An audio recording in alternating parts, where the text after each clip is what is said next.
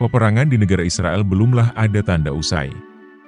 Rencana pembangunan Bait Suci Allah yang ketiga terlihat akan segera dilaksanakan. Akankah masa dari akhir zaman dimulai? Benarkah berdirinya Bait Suci Allah secara fisik merupakan nubuatan kitab Wahyu, yang merupakan salah satu tanda-tanda akhir zaman?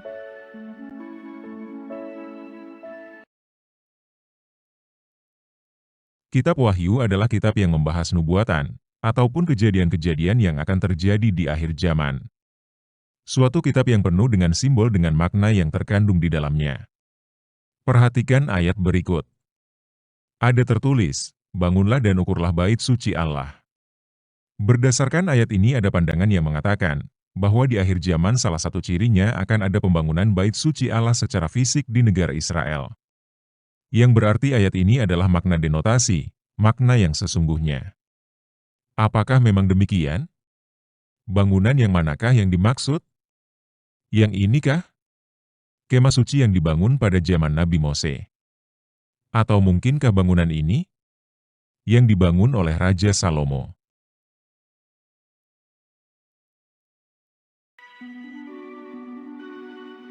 Perhatikan ayat berikut ini. Pelataran bait suci akan direbut oleh bangsa-bangsa lain. Pelataran tidak lain adalah bagian luar bait suci. Dan hanya bagian luar yang berhasil direbut, tetapi bagian dalamnya tidak. Mari kita lihat kembali dua mode bangunan ini.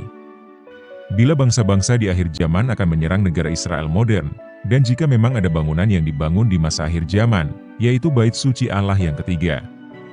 Mungkinkah ketika mereka sudah menguasai kota Yerusalem selama 42 bulan, tetapi tidak dapat masuk ke dalam bait suci? Mungkinkah dua bangunan yang tidak terlalu luas ini akan sulit dimasuki oleh bangsa-bangsa yang sudah berhasil menduduki atau mengalahkan negara Israel modern?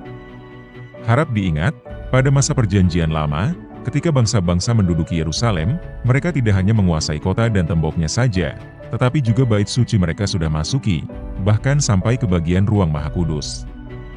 Dan harap diingat, sampai saat ini tabut perjanjian tidaklah diketahui keberadaannya. Karena memang sudah disembunyikan di zaman para nabi.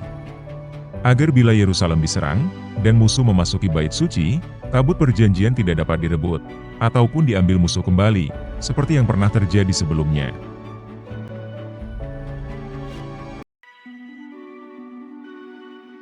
Yang hendak kami sampaikan di sini adalah, bahwa bait suci yang dimaksudkan di Wahyu 11, ayat 1, bermakna kiasan. Dan bila bermakna kiasan, maka arti sebenarnya haruslah terdapat di Alkitab.